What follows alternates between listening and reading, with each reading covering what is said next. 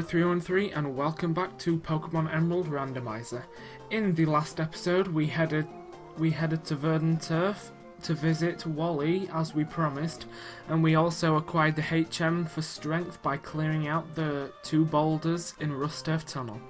And in this episode we will be finally heading up north, something you'd never hear a southerner say, as we head off towards the next town. And just something... There are a few multi-battles here. I battled them off screen just to save a bit of time.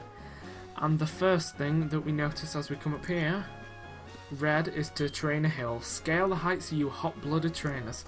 I'm not going to be doing that, and I'm just going to leave it there. I challenged the Winstrate family, but 4 matches in a row is tough going, and they destroyed me. And yes, if we look at this sign, our family's heartbeat has won the Winstrate's house. These are, well, this is the Winstrate family. It's, like that guy said, 4 battles in a row, and if you win all 4, you get a prize. Oops, I actually meant to say yes. I'm actually just going to speed up through these battles, so you're not forced to watch him like just regular. So yeah, first you beat the father, then the mother, then the daughter, who unfortunately has a marrow for me. So yes, it is Monday. Did you guys have a decent weekend if you did anything unlike me? Or have you got anything planned for this week? Like for me, I honestly don't particularly, but as we come to battle the last of the Winstrates, it is the grandmother. How dare you make my granddaughter cry? For that I'm going to smack you, prepare to lose. And yes, this is the last, and she has all she has is a Meditite, so nothing that should be too difficult. And Gwen is finally learning a dark type move, which will go great since we gave her those black glasses to hold. Poof, forgot Raw and learnt Bite. And that is it, we've defeated all 4 of the Winstrate family. And if I recall, if you're not in any hurry, visit us for a while. I believe you may have to talk to one of them, or I may just be hideously misinformed. Sun stronger than you, Pokemon League, question, nope. Okay, well I thought you got an item from this, but apparently not. Oh, there you go, you get the Macho Brace, which is a hold item that halves the Pokemon who's holding its speed. So they only move, so essentially speed stats cut in half, but any effort values they may get from battle are doubled. I'm not going to bother explaining EVs or effort values, but anywho, let us just carry on by smashing these rocks, which we can do now. Words. Awkward sounding. And as we head up here, what do you have to say, sir? If you don't raise your Pokemon some more, it could be tough to keep winning up through the ranks. I've heard the Pokemon League's Elite Four are far stronger than any gym leader. Okay, and what does this cameraman and woman with microphone have to say? Ooh, we've just spotted a tough-looking trainer here of all places. Okay, roll camera, let's get this interview. And yes, this is the first instance of a battle with the recurring characters known as Gabby and Ty. These, while they don't particularly play a major, well, particularly really play a role in this game, I accidentally used Nightshade on Whismur and I didn't mean to. But they appear in various places throughout the game, and each time their Pokemon will have leveled up to a certain point. So yeah, once you find the 3 places that they turn up, you can essentially just fly around and follow them to train against them. Awesome, awesome, who are you? I knew we were on something wild when we spotted you. Ooh, please let me explain. We travel around everywhere interviewing all sorts of trainers. Essentially, like I just said, they don't really interview anyone else, it's just... If you beat them in a battle, they will ask you for an interview. You can say yes, but they just ask you for a few words, and that just essentially appears on the televisions occasionally that some of the people in this game have in the house. But anywho, I suggest once we've defeated this little girl, as is customary, we carry on heading north. And obviously we have to run into another camper. I'm full of pep and my Pokemon's peppy too. I think I'm probably just gonna speed up and like not bother, you know, commentating on what... I say commentating, essentially reading the words that these lesser trainers have to say. The sandstorm is vicious and it's impossible to keep going. So we cannot keep going north, but from the looks of things we are able to go west. From Route 111 to 112. Alright then. And we've arrived on Route 112, which has a patch of grass here, so which means a new bunch of Pokemon. The first one of which being... oh, good lord. So, we're just going to keep finding legendary Pokemon, aren't we? So this is the third one we found. Yeah.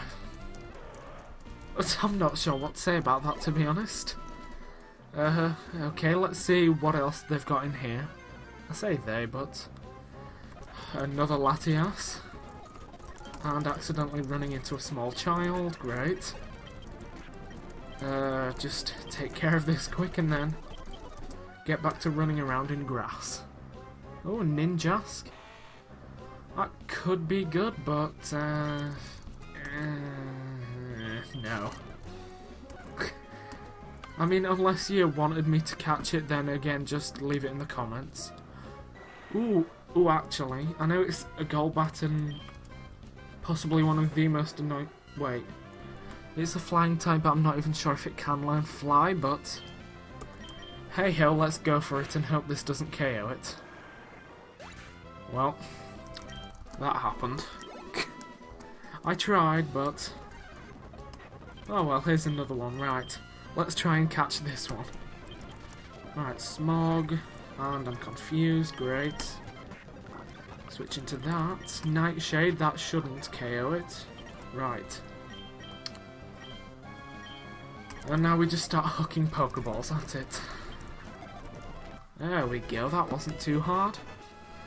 And so we have a new addition to the team, Golbat. Another female as well.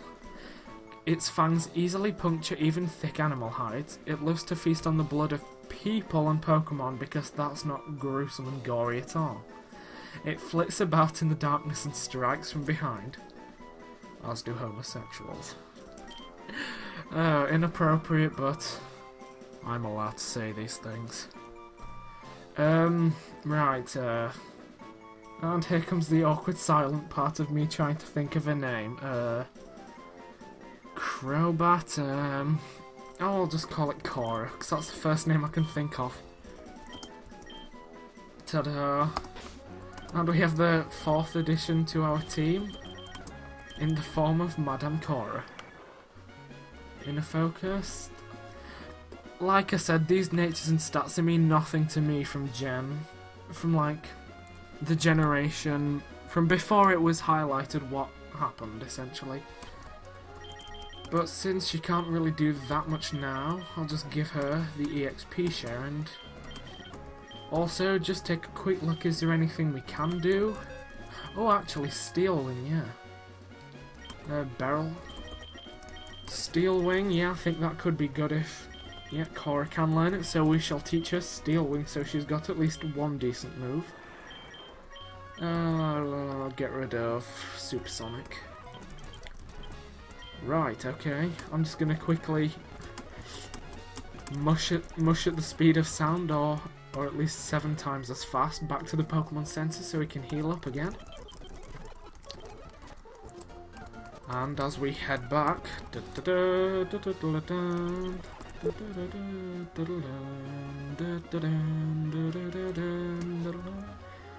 we shall run into another small child who claims he won't cry when he loses, but when he loses, the first thing he does is cry.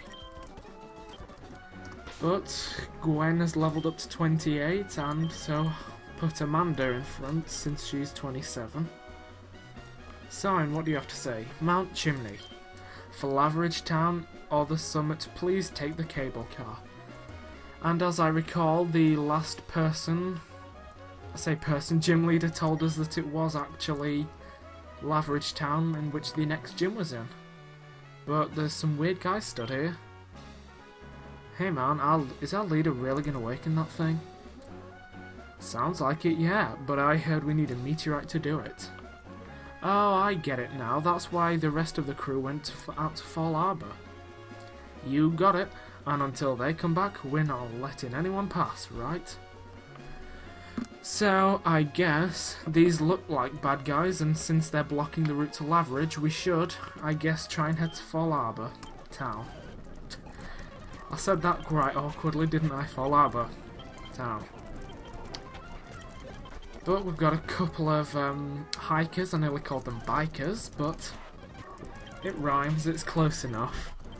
Just, ooh, Cora, learning a new move, Bite, replace Leech Life since that's not going to do much good.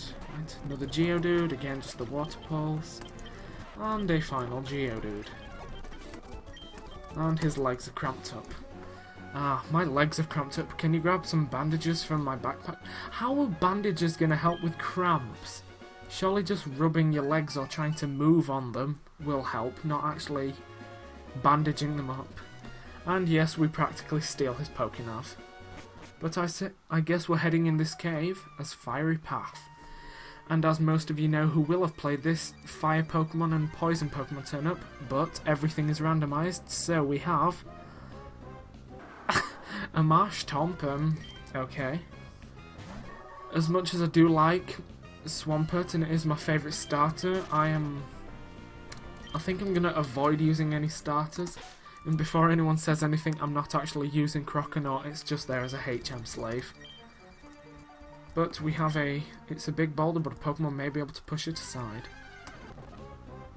And we've also got Ekans, nothing that I'm too overly bothered about. And another Marshtomp, so I guess that's it for the Fiery Path. And we're back outside into Route 112 and we ran into another person. We seem to be making a habit of running into people.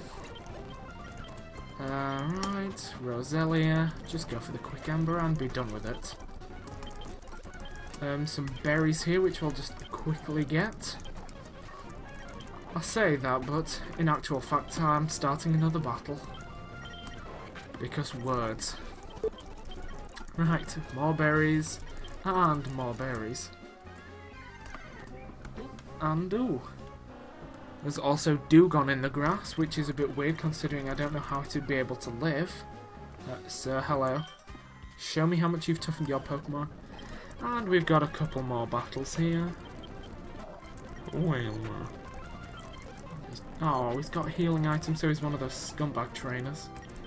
And the last is Makuhita, so we will switch into Cora and give her her first battle.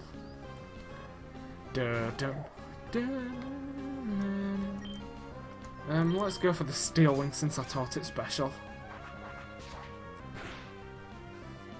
Oh, ooh, so close. I thought Sand Attack was a ground type move. How is it effective against this? Golbat. I forgot Golbat's name briefly, don't blame me. And yes, we've apparently toughened our Pokemon. And we register him, but here we have a man staring at a tree. What's that? What am I doing?